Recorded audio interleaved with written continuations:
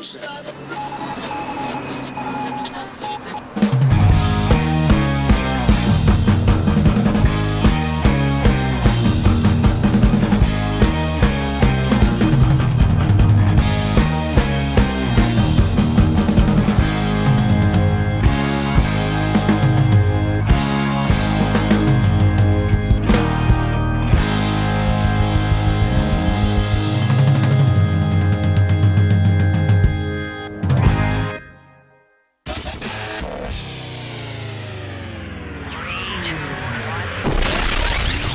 You didn't think back in the 70s that your toys would be worth money. You just no, you're right.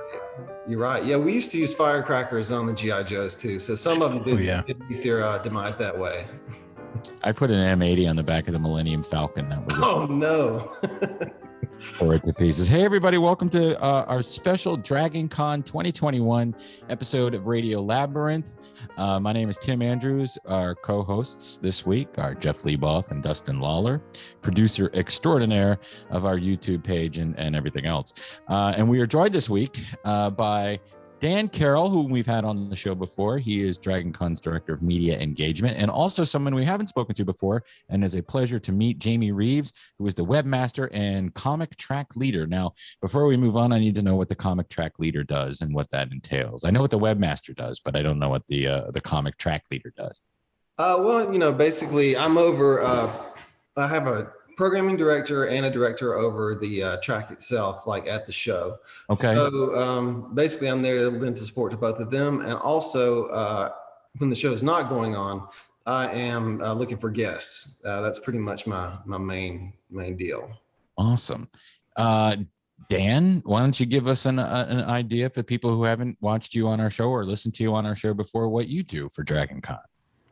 Well, Dragon Con is made up of a lot of volunteers and a lot of directors, and they do stuff. They work all year round. And I talk about all the cool stuff they do to get people excited about Dragon Con. And I answer questions that are this year a little bit harder than usual. And I get to hang out with you guys. So hello, radios. We love them when we get to hang out. In fact, you're one of the few people I actually went out to lunch with a couple times during the 2020 portion of the pandemic that we find ourselves still in, unfortunately.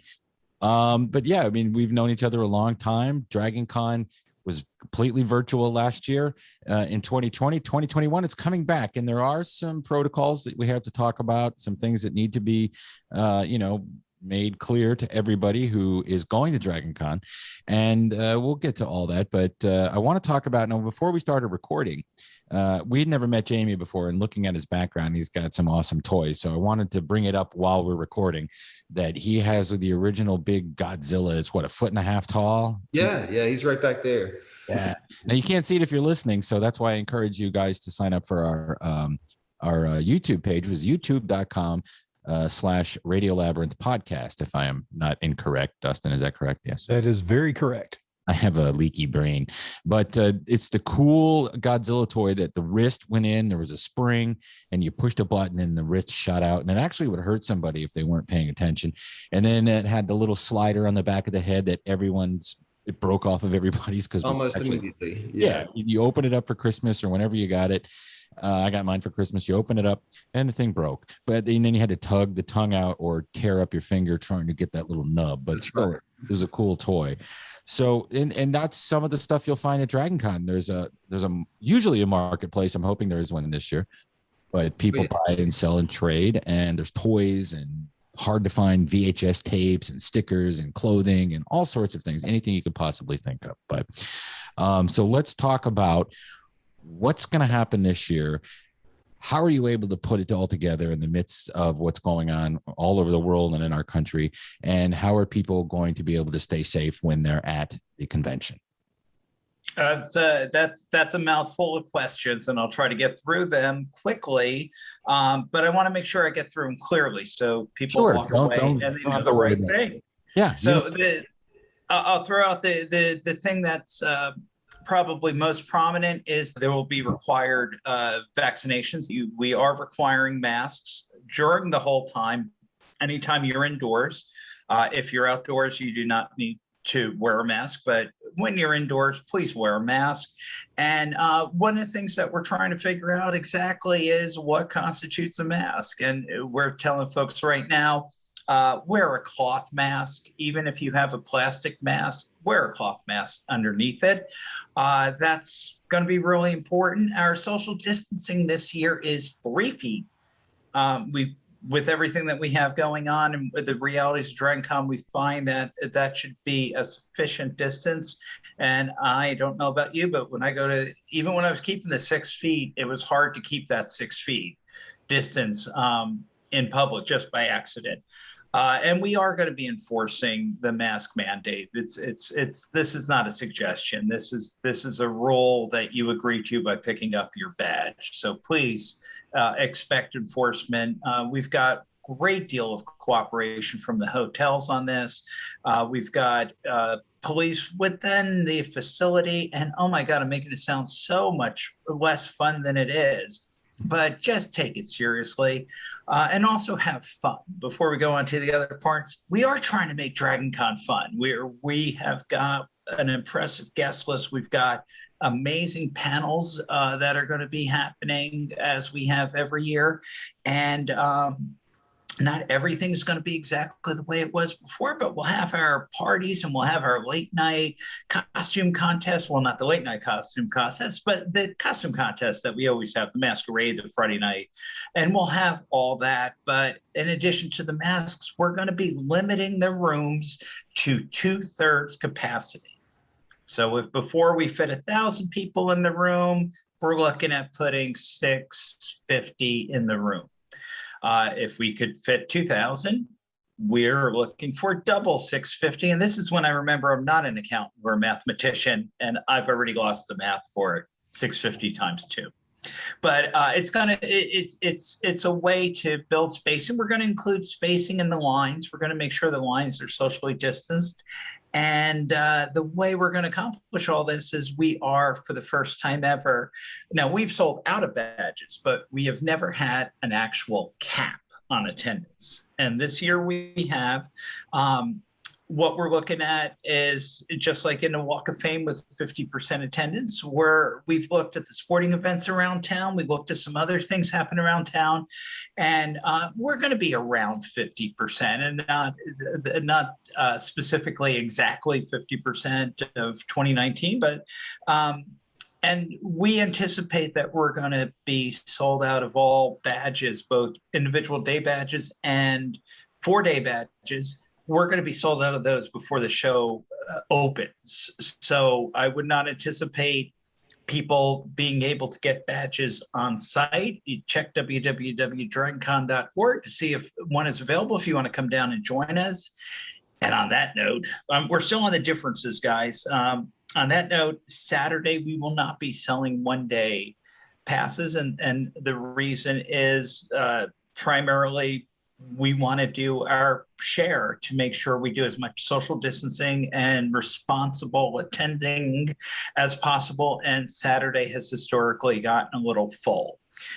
So also on Saturday morning, oh my gosh, there's a lot, Tim, and Dustin and Jeff. I haven't forgotten you. And Jamie's heard this all before. Pipe in whenever, Jamey. Yeah. What'd you say? Pipe in whenever. Okay. Okay, I'm good. So here's what's going on with the parade. In order to attend the parade, you will need to be a DragonCon attendee. We are asking anyone who is not a DragonCon attendee to avoid the parade route, which is Peachtree Street from Linden down to the Hard Rock, and then comes around to the Marriott. And in past years, after the parade, we have sold badges right there on the street. 1-day passes for people who love the parade so much they want to come to DragonCon. Unfortunately, this year, just to make sure it's safe for everyone, we are not providing those 1-day badges for sale. So please don't come to the parade. Don't think about coming to the parade. But there's 2 alternate really good ways to watch the parade. One is on CW 69, which is broadcasting live from the front of the parade, and also a few minutes of delay if you go to DragonCon TV they will be broadcasting DragonCon TV on YouTube. They will be broadcasting the parade with a different group of commenters. And that's going to be located right at the corner of Baker and Peachtree. Cool. So is that free to watch, or do you have to purchase the digital membership to watch the parade? That is free to watch, but we'll talk about the digital membership in a little bit. Okay. But the parade itself is broadcast over YouTube with no charge. Well, I have a question about the Walk of Fame. Now we're going to talk about some of the people who are at DragonCon this year. It's a really good lineup, and I want to talk to Jamey about that as well, about how you get them on board and how they're feeling about everything coming to Atlanta and being around a bunch of people. But for the Walk of Fame, if capacity is less than it's been, and there's a limit on the number of memberships, or for the weekend or for day pass or whatever, it shouldn't be that difficult to get into the Walk of Fame, if you know what I mean, because it's not the same large number that you're funneling in. So I don't think people should worry about that. I think you should be patient, and you'll eventually get to where you're going. So that's what I want to throw in there. And Dustin, Jeff, if you guys got questions and stuff, they're doing like a one way in, one way out kind of thing in the Walk of Fame too, right? Where all the traffic's going to be moving the same direction. So it's not like chaotic in there. Yes. Let me go ahead up the Walk of Fame structure. Like I said, we're going to have 50% less guests in the Walk of Fame. And the Walk of Fame, for those people who are listening who've never heard that term before, it's where our celebrities who are actors sign autographs. And you can go up, pay for your autograph, pay for your picture with a lot of them. And it's just a fun time. But we will have one way in and one way out, which we have always had. And one of the questions came up early was temperature checks. And we have not made a final decision, but we've reserved the right to provide temperature checks before you go into the Walk of Fame. One thing for our reporters coming to DragonCon this year, we're not going to be doing interviews with celebrities the way we have in the past, primarily to really build up that time between the fans and the guests, and also to give the guests a little bit more breathing room. Ironically enough, in a year of masks, we're worried about breathing room. But the other thing is the lines will be socially spaced. We're going to have more room in the Walk of Fame to be able to do that. I heard something I love, which is please be patient. And that is, the one thing I'll tell you is this DragonCon is going to be amazing. It's going to be fun, but it is different. It is very different. And we got to deal with some of the realities of what the world is like. Absolutely. Now, Jamey, you were coordinating bringing the guests to town, or finding the guests for DragonCon? Just for comics. Yeah. Just for comics. So artists and writers and Yes. stuff like that. Did you, well, the same thing would apply then. Was it harder to find people this year, or were people eager to get back regardless of where we are in the pandemic? Well, it's kind of a mix. You have some people that are very cautious, understandably, and want to hold off another year. But then you have some people that are just really chomping at the bit to get back to it. So it really was kind of a mix. I ended up with a wait list of people wanting to get in. So overall, I think the majority of people want to come back, want to be in the con circuit. Who are some of the highlights from the comic book world who are going to be there? I'm really excited about Chris Claremont. He's a huge one. I loved him as a kid reading X-Men. Mm-hmm. I would say my top three would be him, John Romita Jr., who also did X-Men and Spider-Man and tons of other stuff. But and then Timmy Howard, who she's been a DragonCon forever, but then she actually won. I think it was Top Cow. She won like a talent contest, and that's how she became a comic writer. But then she's grown. Now she's writing X-Men with like Jonathan Hickman on the relaunch. So I mean, her career is just blown up. We have Sam Maggs, who's like more of a children's type, or not children's, but young adult and preteen probably. She's writing Marvel Girl and or Captain Marvel. We have Bill Reinhold, Linda Lessman Reinhold. They're inkers have been for DC and Marvel for years. They're just legends. Let's see who else. I would say Stephen Green, he's an up and coming artist. He's on a book with Jason Aaron called Sea of Stars. His artwork is beautiful. There's just a ton of great people, both new and old, that are coming, and a lot of locals that are coming that are great. And we have, besides just comic art, we also have a huge pop art scene too. So like Derek Yaniger and H.C. Warner and those guys, they're local Atlanta, but their art is beautiful. Sweet. So, yeah, and I would like to say too, like we can't be one way in and one way out like the Walk of Fame, just because of the way our room is set up. We have tables and booths. So typically we have like 200 plus people, 200 plus guests and attending artists. This year we're going to be more around the 140, 150 range. But we have like our tables are kind of set up in the middle, and then our booths are on the perimeter of the room. So to go one way is basically impossible. So what we've done instead is space out the tables, space out the booths a little bit more, and reduce our numbers. But we are making it the safest environment we possibly can. You're reducing the numbers of guests in the room, or yes, members allowed in the room at one time? We haven't made a decision on that yet, but we definitely have reduced the number of guests and attending artists in the room.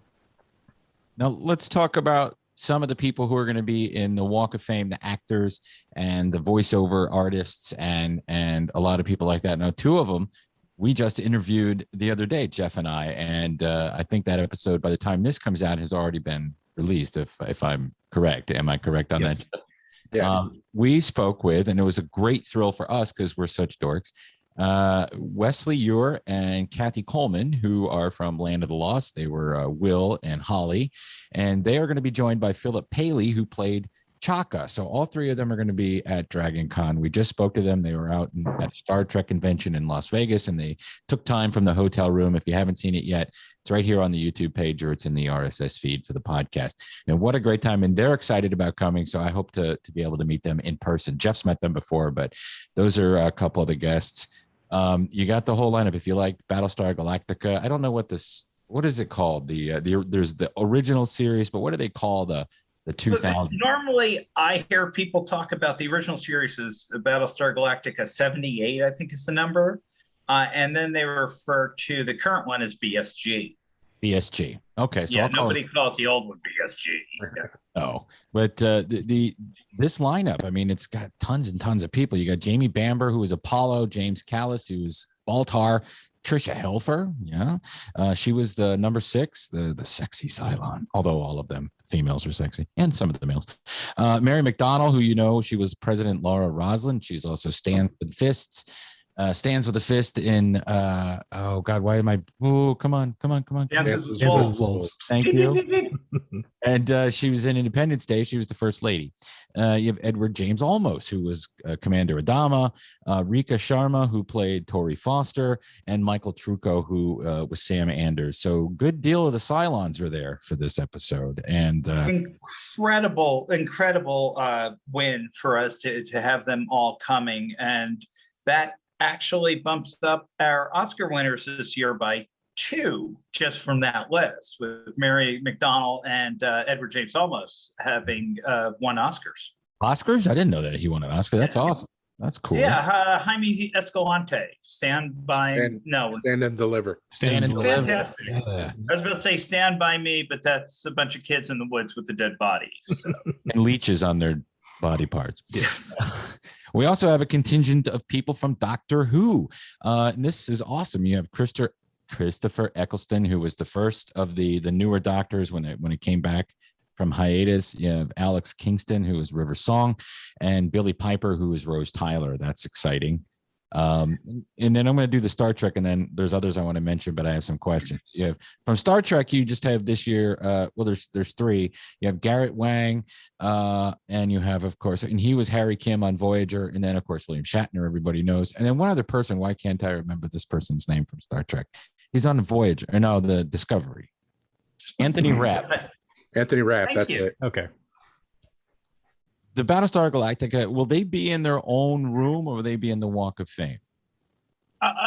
As far as I know, they're going to be in the Walk of Fame. They have been in the Walk of Fame before. Mm-hmm. We haven't had a separate area for them in the past, but The You know, Doctor Who there's a people, lot maybe. of logistics I don't have specifics on. It's even with the pandemic, we're still having over 3,000 hours of programming, Yes.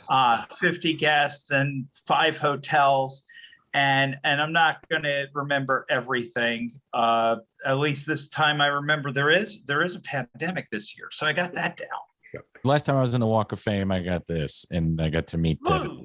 Yes, I got to meet George Takei and get his autograph. And it was very nice to meet him. I interviewed him about his show, and he says, "To Tim, galactic greetings." George Takei. But you nailed that. You should do that at Voices on the Radio. I should. I'm going to apply. I'm going to go apply to PBS, maybe, or no, not PBS, GPB.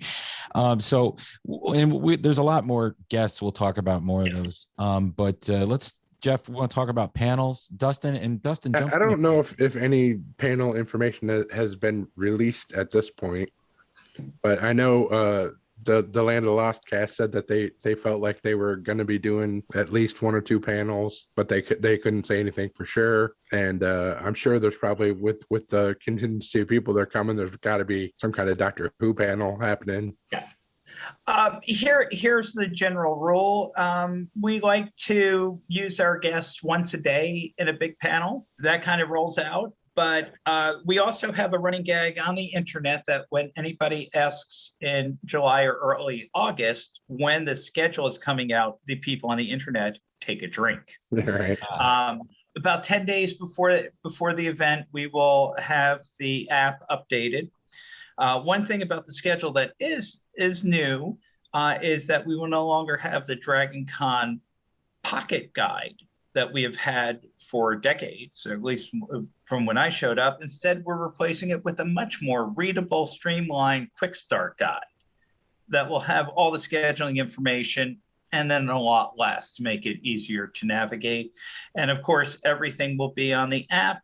Go to your app store, whether you're Apple or whether you're Android, and download the DragonCon app, and it will automatically refresh when the app is ready to be updated, and then it will keep refreshing throughout the convention. And since we're talking about phones and stuff, let's briefly mention the streaming membership for this year. Yes, that's a really good thing to mention. For about 3 years now, 4 years, we have been doing a virtual membership that's either been an add-on or it's been a buy it for itself application. And you would go online and be able to watch the panels live, but also watch them up until March of the next year. So you'd have them for about 6 months. And it was really successful, but it was not quite expansive. And then 2020 came, and through the works of an incredible group of people at DC TV and at DC leadership and our directors getting out there, creating content, making sure it was out there, coordinating it, we were able to have a show last year that was seen. There were 600,000 individual views of our panels. I myself enjoyed a number of them, including a Battlestar Galactica panel with a lot of the cast we're seeing this year too. But it was old. And I watched some of the events that was happening. I watched some workshops. It was a lot of fun, and we did that for free. Well, this year we're upgrading, and we are providing that online experience for a mere $10. Go to www.dragoncon.org and you can look at the details about that online membership. And it's for people who aren't able to make it, people who are able to make it, but they're want to watch from a different location afterwards. I myself, in 2019, as you know, I moderated a panel, which I very seldom ever do. And I got to watch that and show it to my family. And they said, "Nice, Dad." Thanks. I gotta go. That is what, but that is just because it was their dad. Other people found it interesting. So you get to see those panels, as I said, up until about March of next year. And for $10, you can't go wrong. And even if you have attended DragonCon in 2021, or you will have attended DragonCon 2021, you've got a chance to enjoy it on TV. And it's just a $10 add-on. So if you can't make it to, if your panels overlap or there's two panels going on at the same time, you can attend one and then watch one later. Or even if you ask a question and you can't hear your answer, or thought you missed something in your own panel, rewatch it. Right. Sure. So, guys, if you don't have, the app will be ready when it's ready. And before you go there, you can find out pretty much an answer to any question you might have. Most of your questions will be asked, see all the guests, find out all the things to do. Just go to dragoncon.org. And when you're there, you can sign up for all the social media, and you can find out all about dragoncon.tv, where you can watch all the cool stuff. And, if you can't make it, there's your chance. And there's all sorts of, I imagine, all sorts of things archived from the past, so you can get a feel for it. Now, this is for people who haven't been there. Go ahead. Well, let me be specific. There will be one track, online track, not an in-person track, that will be only content created simply for online by our track directors over the summer. They created it ahead of time, and it's stored in there, ready to go. Second will be only classic DragonCon panels, past parades, past masquerades.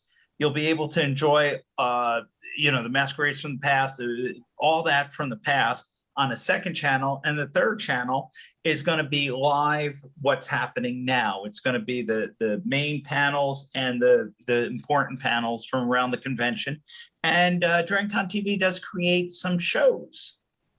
They have something called the late show that airs at 9 a.m. And then they have their special interviews. While we're not offering interviews to reporters, we are offering interviews to the DC TV. So they'll have exclusive interviews that you can't see anywhere else. But I want to get off the subject of DragonCon 2021 to tell my favorite story about Jamey, because he's here. Oh no. So, and Jamey knows the story. It's not a bad story. I hope so. Yeah, it's one I could tell his wife, and his wife would go, "Oh, that's sweet." So, does that sound like your wife? I mean, it does. Yes, it does. So, one day I am in Chicago at C2E2. I'm just experiencing this convention out of town for the first time.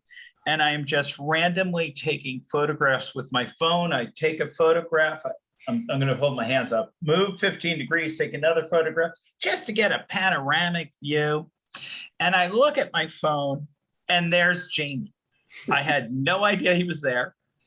And he was with some other mutual friends and other folks doing work for DragonCon, doing that investigation that he talked about, talking to the folks who were artists there. And it just was absolutely the best serendipity moment I had that weekend. So thank you, Jamey, for standing in front of me. I'm kind of sorry I was the highlight of your weekend, though, Dan.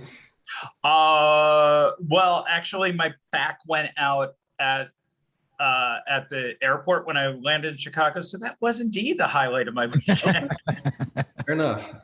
Jamey, anything you're excited for as far as guests wise? Well, besides being back in person, which is number one, we're all excited about that. But Chris Claremont, like I said before, I'm really excited about him. I read all of his stuff. I'm actually rereading it now, just so I can refamiliarize myself with it. Was he big in the 80s in the X-Men era? Yeah, he wrote, I think it was 17 consecutive years he wrote the X-Men. And then he took a break and then came back to it at some point as well. But he went through so many great artists like John Byrne, and even John Romita Jr. was with them, Jim Lee. I mean, it was just Mark Silvestri. It was just a huge roster of artists with him. I try to think back to then when X Factor splintered off from X-Men, and it's been so long, and you know, I don't even have those comic books anymore. I wish I still did, but just I can't remember that era. That must have been the mid or late 80s. He was Uncanny. He did Uncanny through 75 to 91. Yeah. So yeah, I mean that was a huge run of like all of my childhood with the X-Men was pretty much exclusively through him. Because right in there, what you're talking about with the X Factor, that's kind of where they started making all those X books. And he wrote New Mutants was in there with Bill Sienkiewicz, which that was a great series too. But yeah, he wrote just a ton of those great stories. And most of the X-Men movies, I mean, that you see, those are his stories. Yeah. The Dark Phoenix saga. He did the whole Dark Phoenix run. Days of Future Past, that was him. I mean, you know, he was just an amazing writer, is an amazing writer. So yeah, I'm excited about him and John Romita Jr., he's coming back to Marvel now. I'm not sure if they've announced what he's going to be doing, but I'm hoping he's going to reprise the Spider-Man artist role. So I don't know, but that's my wish. I think friend of the show Brian Silverback is going to be in the comics. Oh yeah, I love Brian. Brian's great. Yeah, he's a really fantastic artist. I love his stuff. I love that he's growing and you know I love looking at his stuff online. Me too. And he was Loggerhead that he did. Yeah, he's great. Yeah, he's a super nice guy too. It's one kick-ass turtle. Yeah, he is a real nice guy. We've had him a couple times on the show. You couldn't ask for just a nicer guest and somebody who really enjoys what they're doing and sharing it with people. Yeah, that's true. Absolutely true. Not afraid to just put yourself out there. And you know, I recommend that. I stopped drawing 20 some years ago, you know, aside from just doing doodles on napkins and things. And now I try to draw one thing every day. And the more you do it, the better you get. And geez, it's like anything else. You don't just wake up one day and are a fantastic artist. You can wake up and be a shitty one, but you got to do it every single day. And I'm bringing it up that way in that he's one of the people that inspired me to start drawing again. So. Oh, that's cool. Well, it's funny that you say that too about being inspired to draw, because one thing we're really doing this year is we have, I can't tell you how many, but it's several seminars and workshops for both kids and adults to help kids, obviously just starting out and how to draw like superheroes. There's a Harry Potter workshop, that kind of thing, but also for like an adult or a teenager that's trying to get into the industry, or that is, you know, starting barely in the industry and is starting to hone their work. We have for writers and for artists, how to break into the industry, how to make your work stand out in the industry, that kind of thing. And I'm really excited to have that this year. There's at least 5 workshops and seminars that have to do with that. That sounds like fun. I may wander over there this year because usually I get addicted to the Walk of Fame and sitting. So this year I'm going to meander over there because I want to see stuff. Yeah, we're on the 4th floor of the America Smart Building 2. Definitely come see us. And speaking of Harry Potter, there's some guests from Harry Potter this year. If you're a fan of the extremely handsome Matthew Lewis, who you wouldn't have expected to grow up to be super handsome, he was Neville Longbottom. For those of you, those millennials and late stage Gen Xers who are addicted to Harry Potter like I was. And we also have Bonnie Wright, who is Ginny Weasley. But I'm not insulting Matthew. He just kind of looked like a dorky little kid, and he's like super, you know, hey, look at me. No, my 18-year-old the other day comes in. She's like, "Daddy, Neville is hot." Yeah, like, I don't need to hear that. And you have animated voice actors. You have Dino Andrade. Is that how you say his name? From the new Looney Tunes, World of Warcraft, Arkham Asylum. Anjali Bhimani from Overwatch. Jess Harnell, who is Waka Warner from Animaniacs. Mm-hmm. Got all the Animaniacs this year. Maurice LaMarche from Pinky and the Brain. Tress McNeil, who is Dot Warner from Animaniacs, Rob Paulson, Pinky and the Brain, and Yako Warner from Animaniacs. That's just to name a few.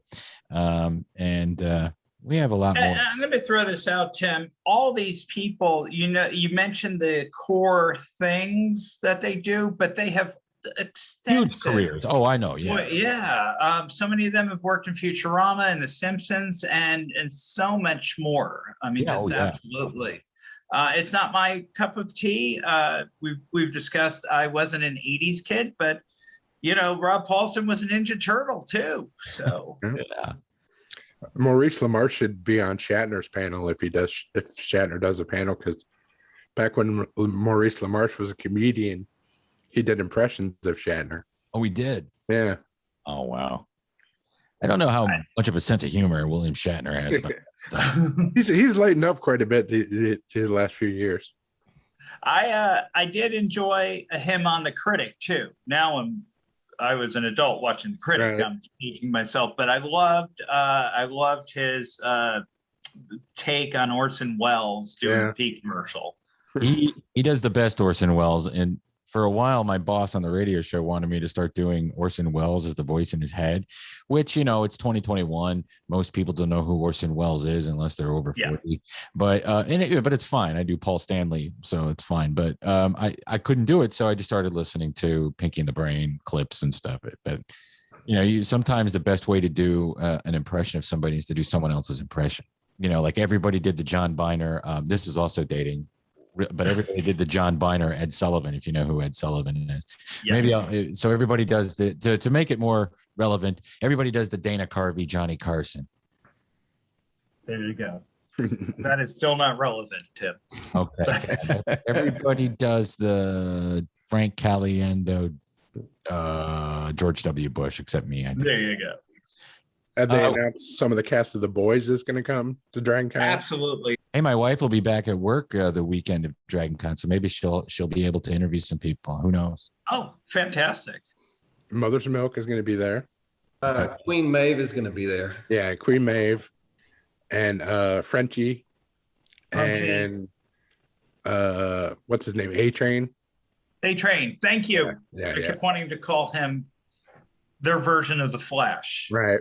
A-Train is awesome. That's such a great show. I love that we got a couple of really good anti-hero shows like that. And what was the big animated show that was on? Invincible. Yeah. What a great show that was. And now I want to read the comic book.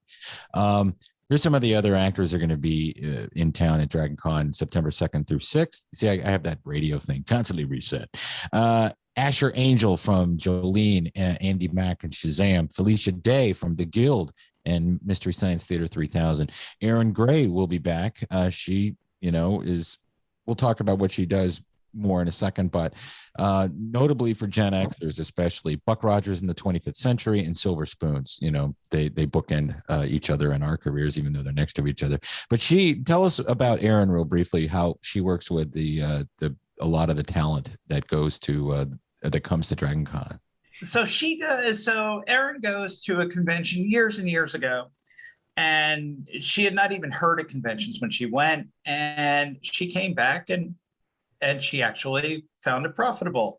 And then she tells a much better version of this. Anyway, she was talking to her friends, Mark Singer and Gil Gerard, and she told them about that. And they're like, "Can you help us?" And she said, "Yeah, I'll help you, but I'm taking 10%. And 10% may not be the actual number, but I'm taking a percentage." And she basically created the idea of separate convention representation and built a large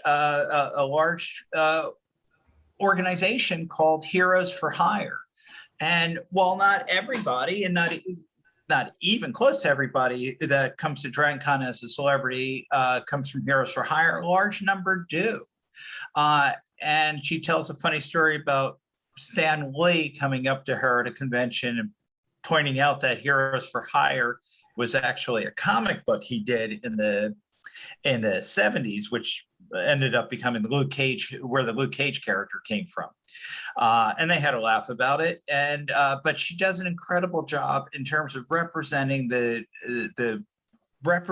celebrities, making sure that the best celebrities are available to us, not just DragonCon, but to the whole industry.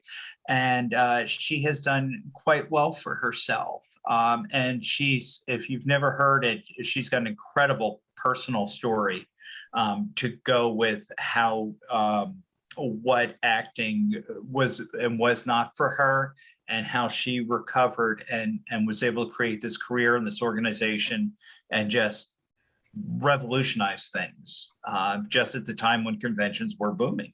Yeah. Well, I'm glad that she's out there doing that, and I hope she keeps coming back. I always like to say hi to her. I've interviewed her a long time ago, and I always try to remember. I reached out to her, but I know she's busy. Thank you, Dan. And I want to read some of these other ones. I'll bust through them real quick. You have Harvey Guillen, who's on The Magicians and What We Do in the Shadows. He's very funny. That show is hilarious, and he seems like a nice person. You have Zachary Levi, right? Levy? I don't know. Anyway, he's on Shazam. Chuck. Levi. Yeah, Levi. Tangled. The Marvelous Mrs. Maisel. Who do you play in that, Jeff? He was that doctor that she was sort of dating for a little while. Ross Marquand. I'm terrible with names, from The Walking Dead. Eddie McClintock from Warehouse 13, Bones, Better Off Ted, The King of Queens, and also in a commercial that I helped produce before he was famous for the Loop in Chicago. Mark Pellegrino from The Big Lebowski, Supernatural, Dexter, Lost, Being Human, Quantico. If you don't know who he is in The Big Lebowski, he's the guy that busts in with Boo and drops the bowling ball. What the fuck is this thing? Obviously, you're not a golfer. He's also Dexter's wife's first husband. And I don't want to spoil it if you've never seen Dexter. David Ramsey, Arrow, Legends of Tomorrow, Supergirl, The Flash, also on Dexter. He was the guitar player that was dating Deborah. Very, very good character actor there. Michael Rosenbaum, who played Lex Luthor, Mr. Luthor on Smallville. Samantha Smith from Supernatural. Jerry Maguire, Criminal Minds. Laura Vandervoot and Tom Welling, both of them on Smallville, Supergirl, Clark Kent.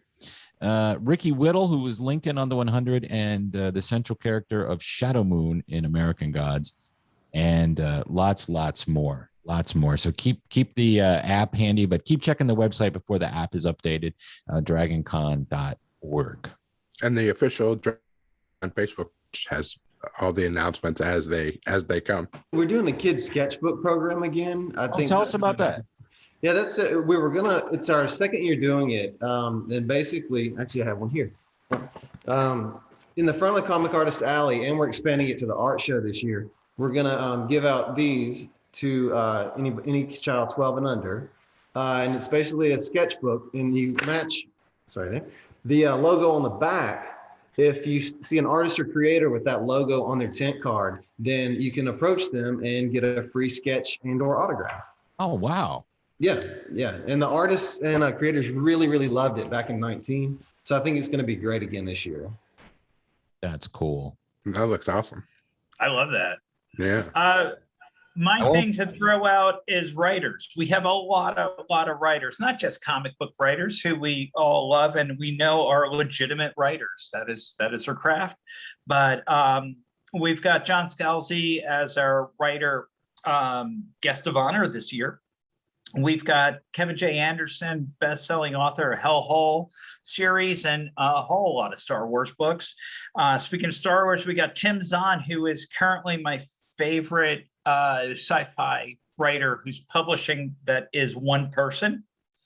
And I'll let you figure out who's two people, but he's going to be there. I love his Thrawn books. We also have the just a boatload of other writers. Like you guys said, point to the links. I never know where to put my camera. And let's and look at that.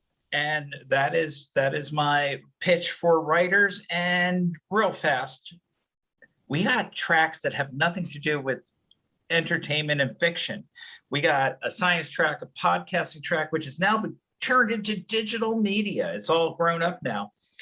We've got people making robots. We've got a space track.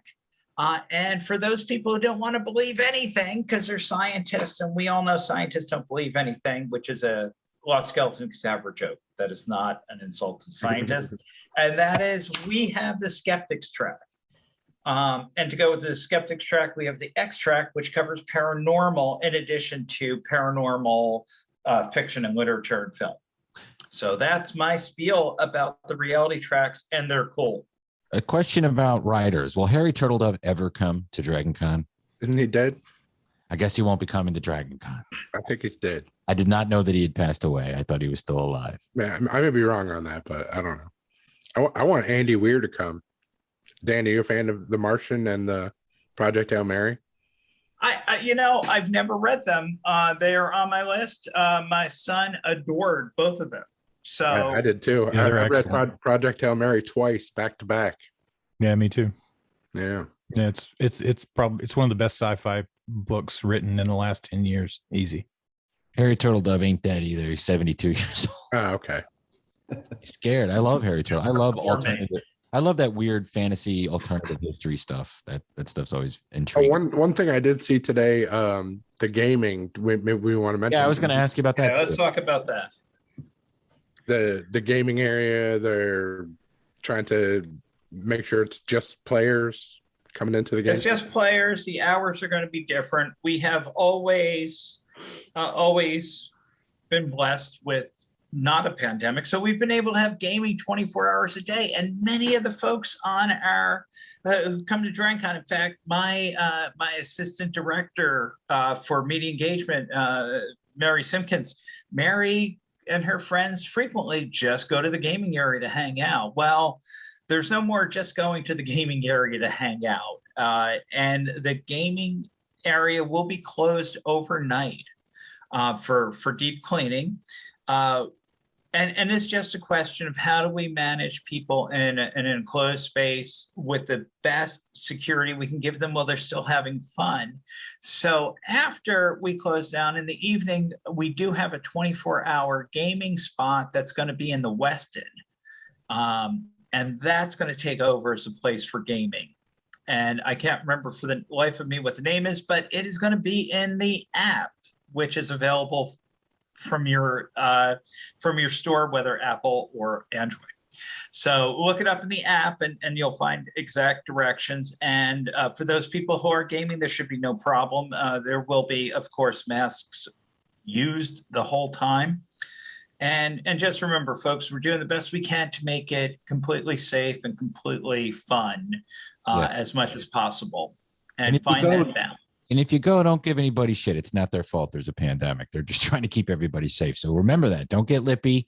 Don't get angry. Be patient and respect the people that are guests and also the people that are volunteering to be there. People aren't being paid to be there. They're volunteering because they love it. They love the convention. And we're so lucky that it's back this year. So let's all be, and I'm the most impatient jerk off in town. So if I can do it, anyone can do it. And that's just the way I am. Everybody who knows me knows that I don't want to wait in line. Tough. I definitely want to hit up on that volunteer thing because these are volunteers and they're there to help you. They're there primarily to help you with the entertainment side of it for most of them. But if you want to know more about volunteering, once again, go to www.dragoncon.org. There's still opportunities for volunteering this year. And look it up. It may not be the most glamorous. In my first year volunteering, I wanted to do something called guest services because that sounded fun to me. I was going to help people when they were lost. And I was going to help them find the room they wanted to go to. That's what I was aiming for. Not knowing guest services were the people who do one-on-one guest operations with the guests, with the celebrities. I thought it was just the people coming to DragonCon. And I ended up working the help desk. And I worked in the help desk at a time when our volunteer staff was half of what it was supposed to have been. So I worked long hours my first year of DragonCon, and I loved it. And if you want to talk about a great experience, Tim and Jeff, you know the story, but my first DragonCon, I came in my first day, I helped Richard Hatch get his guest badge from Battlestar Galactica and from BSG. Mm-hmm. And then I went the next morning, I found out I was going to be working alone because they were completely understaffed. And I helped David Prowse, the body of Darth Vader, find the body of, well, not the body, but I mean the actor who played Chewbacca, Peter Mayhew. And I was hooked.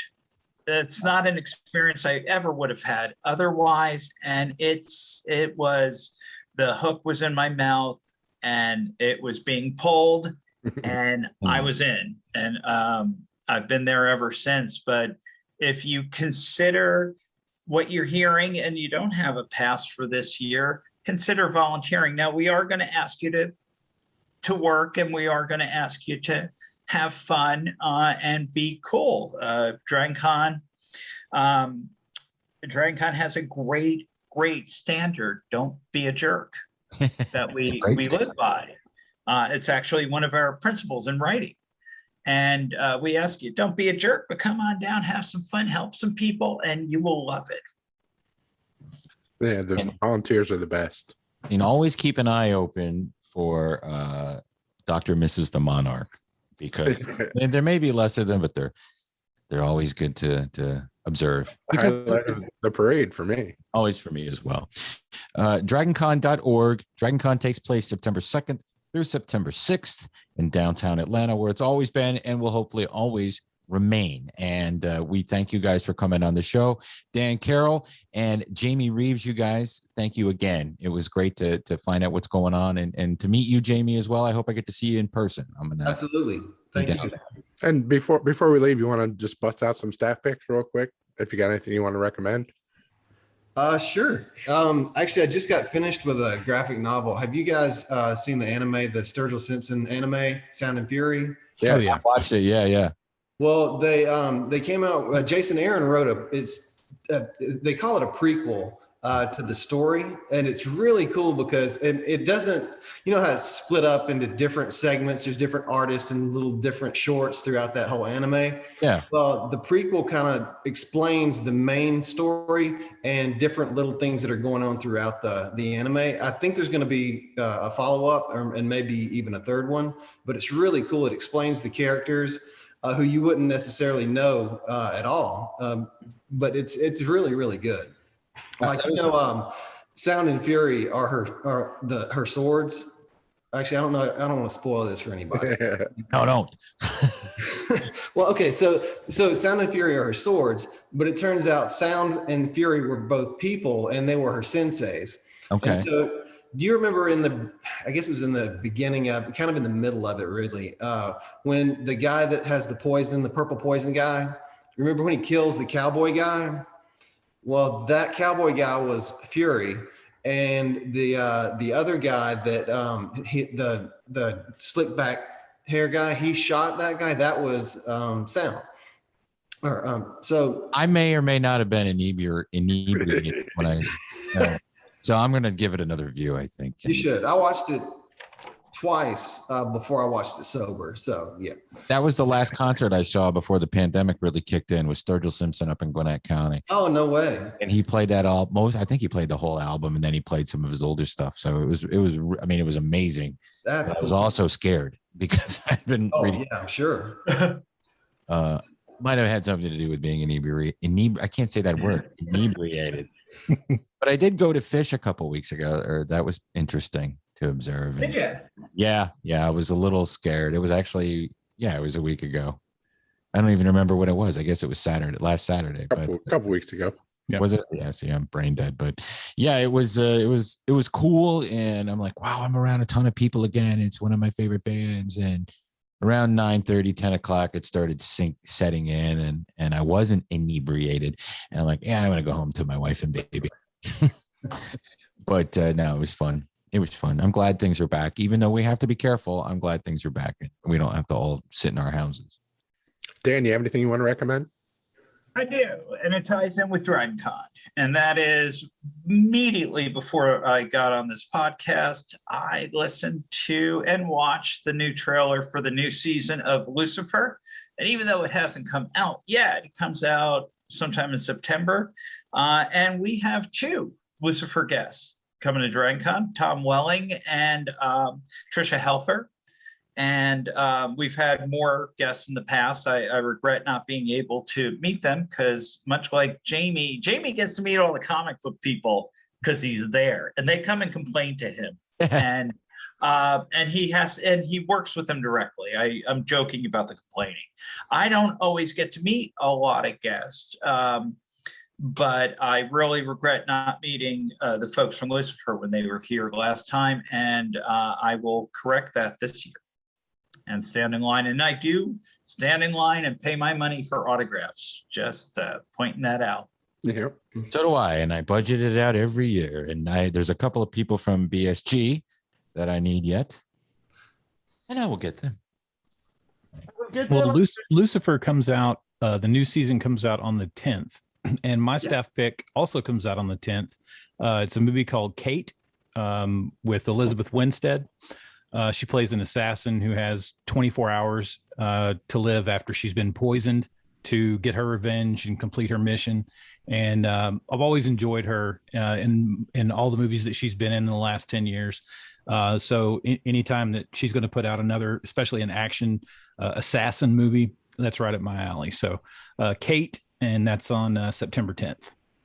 And where's that on? Do you know? Netflix. I'm sorry. Yeah. Netflix. Okay, cool. My staff pick is called Chapelwaite. I don't know if any of you have seen this trailer. Oh yeah, you beat me to that one. That was going to be mine. I posted a link to it. It's a like a retelling of Stephen King's Jerusalem's Lot, but it seems like it's set maybe in the 1800s. Yeah. Ooh. Yeah. Salem's Lot or Jerusalem's Lot? Jerusalem's Lot. Yeah, it's based off the short story. Oh, okay.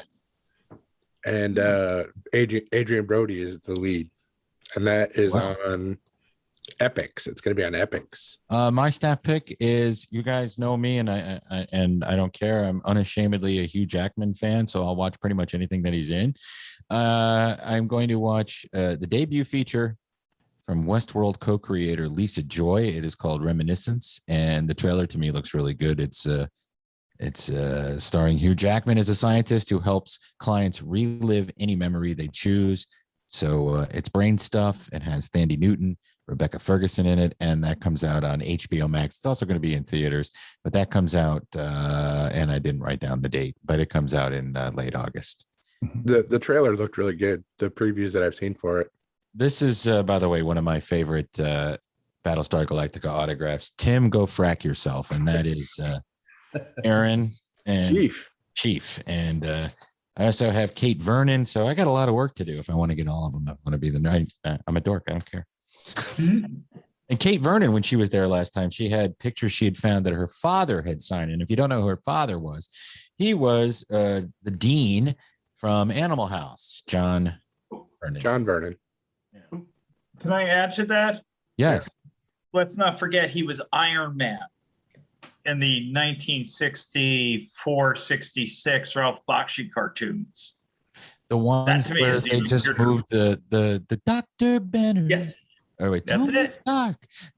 He's the coolest cat with the hottest wheels. Yeah, we watched that in the 70s on WPIX. They showed that in the afternoons. So you got all of them. And, you know. I love them. They were my favorites.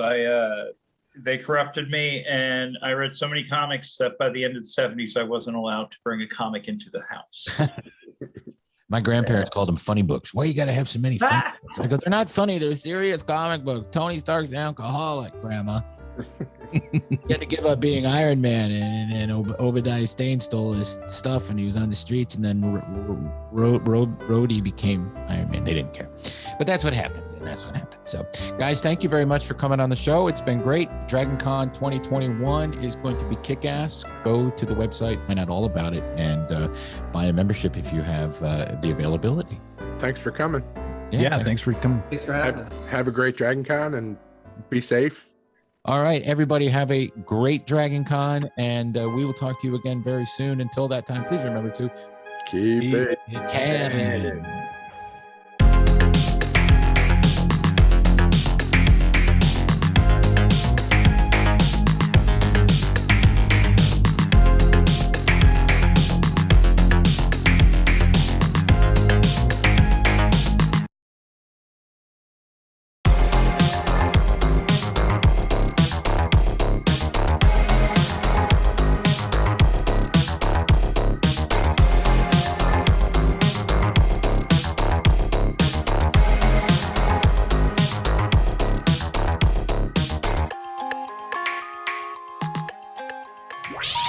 Please hang up and try again.